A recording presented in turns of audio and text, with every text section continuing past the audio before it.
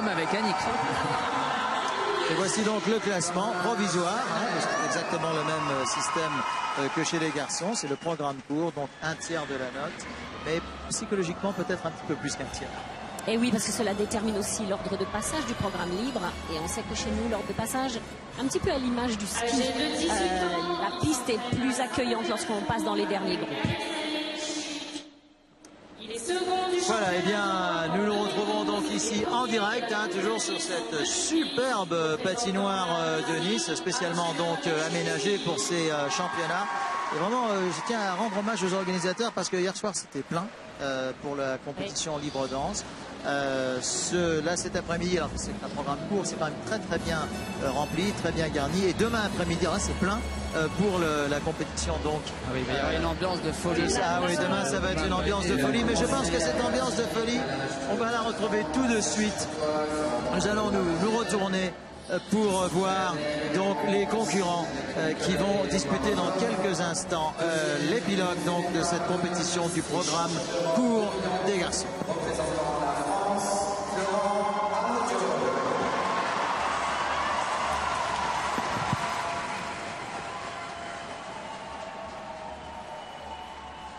Florent Amodiot ici qui va donc jouer gros dans un programme inédit, dans un programme qu'il a beaucoup travaillé avec Morozov, son entraîneur du côté de Moscou. Florent que nous avons croisé à de multiples reprises hors antenne et même à l'antenne depuis le début de ces championnats. Très confiant, très confiant.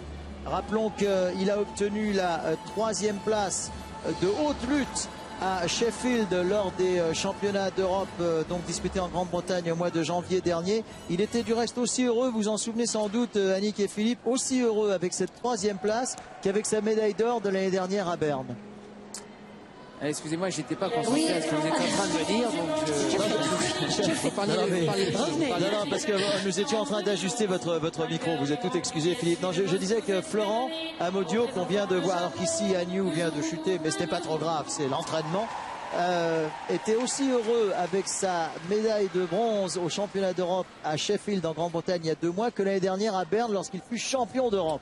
Oui, alors ça, je pense que c'est un petit peu dû à son début de saison un peu difficile, où il a dû accuser pas mal de choses, qui fait que j'ai l'impression qu'on retrouve le Florent qu'on a connu avant qu'il ait du poids sur ses épaules avec la pression médiatique, pression de réussir, pression où on a envie qu'il soit à la fois champion d'Europe, à la fois champion du monde.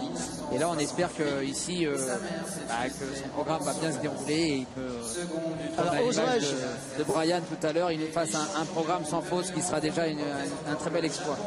Oserais-je vous poser une question difficile? Vous n'êtes pas obligé d'y répondre, Annick et Philippe, mais j'aimerais beaucoup que vous y répondiez quand même. On va essayer. Florent Amodiot peut-il être champion du monde? Je pense qu'il y a 10 patineurs qui peuvent être champions du monde. Oui, donc c'est une réponse un petit peu normande.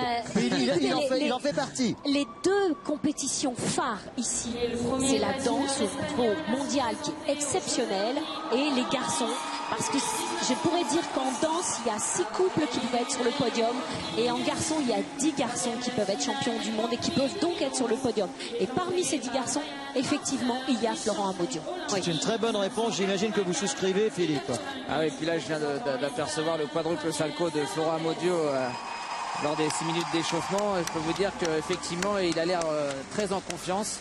Ce qui n'est pas le cas du japonais Agnew qui vient de chuter pour la 2e fois hors antenne, pardonnez-moi, mais là, le japonais Agnew, patineur de poche, frêle, pardonnez-moi de vous avoir interrompu, Philippe, filiforme, vient de chuter pour la 2e fois et assez lourdement, alors que l'autre japonais également chute hors antenne.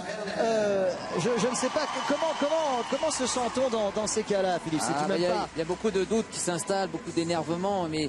Et après, comme je vous disais, c'est un petit peu dans le couloir où on attend notre passage, où on essaie de revoir un petit peu nos erreurs des 6 minutes d'échauffement et puis essayer de se calmer, de ne pas paniquer, de ne pas se faire envahir à la fois par la pression et la peur. Donc il faut retrouver ses esprits et se calmer parce que voilà, 10 minutes plus tard, ça peut être tout autre chose. Vous est-il arrivé... Pardon. Non, c'est que cet échauffement est sidérant dans le sens où il n'y a pas un seul patineur qui ne tente pas des quadruples. et qu'effectivement il y a beaucoup d'échecs, parce qu'il y a beaucoup de tensions et que tous ces patineurs savent que l'erreur n'est pas possible. Il n'y a pas une seule possibilité d'avoir une erreur et cette erreur peut amener, comme on vient de le voir sur Gashinsky, le jeune russe. Tout de mauve vêtu, alors que voici Amodio, qu'on reconnaît bien sûr. Et qu'il n'y a aucune possibilité de faire une erreur et que cette erreur peut vous amener tout de suite à la 6, 7 ou 8e place. Morozov dit le séducteur du Kremlin. C'est un surnom qui lui va assez bien. En tout cas, il a pris sous son aile Florent Amodio et en a vraiment fait un très très grand champion. Ici Arthur Gashinsky. Sur ces images, j'ai l'impression que ce n'est pas le moment d'aller lui demander l'heure. Florent Amodio est également très concentré. Je peux y aller si vous voulez, moi. Je peux essayer. Alors que voici Agnew qu'on a vu en grande difficulté hors antenne encore une fois, mais vraiment il a fait 2 lourdes chutes, notamment la deuxième. Là, l'Espagnol Fernandez en jaune vient de sortir de piste. Cet échauffement de 6 minutes où les 6 patineurs du dernier groupe s'échauffent ensemble. Thomas Werner qui patinera en dernier. Est-il capable de supporter